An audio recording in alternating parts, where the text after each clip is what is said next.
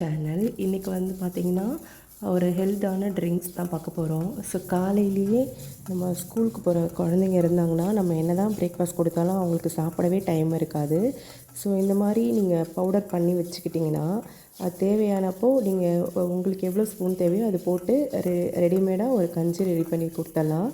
அது வந்து அவங்களுக்கு கொஞ்சம் வயிறு வந்து ஒரு 2 ஹவர்ஸ் கிட்ட அது ஃபில்லாகவே இருக்கும்.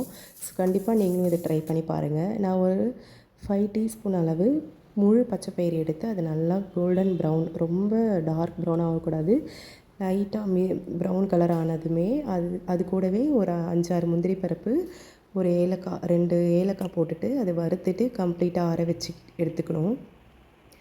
அது கம்ப்ளீட்டாக கூல் ஆனதுக்கப்புறம் ஒரு மிக்ஸி ஜாரில் போட்டுட்டு நல்லா ஃபைன் பவுடராக அரைக்கணும். கரகரப்பாக இருந்துச்சுன்னா கஞ்சி வேகிறதுக்கு டைம் எடுக்கும், அதேமாதிரி வாயிலையும் படும்.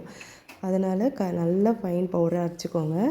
அரைச்ச பவுடரில் ஒரு பாத்திரத்தை ஊற்றிட்டு தேவையான அளவு தண்ணி ஊற்றிக்கோங்க. ஊற்றிட்டு கட்டி இல்லாமல் மிக்ஸ் பண்ணிவிட்டு கூடவே கொஞ்சமாக கல் உப்பு போட்டுட்டு நல்லா வேக வச்சு எடுத்துக்கோங்க. அது வேக வேக கட்டியாகும்.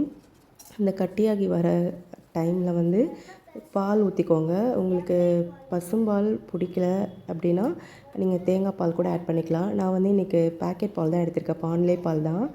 ஸோ நான் வந்து 2 டம்ளர் 2 குழந்தைங்களுக்கு பண்ணுறேன், அதனால தான் 2 டம்ளர் அளவு பாக்கெட் பாலும் 1 டம்ளர் அளவு தண்ணி.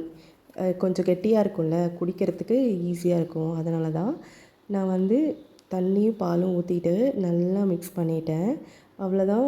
நல்லா வெந்த பிறகு உங்களுக்கு ஒயிட் சுகர் பிடிக்குன்னா நீங்கள் ஒயிட் சுகர் ஆட் பண்ணிக்கலாம், வெல்லம் பிடிக்குன்னா வெல்லம் ஆட் பண்ணிக்கலாம். நான் இன்றைக்கி வந்து நாட்டு சக்கரை தான் ஆட் பண்ணிக்க போகிறேன்.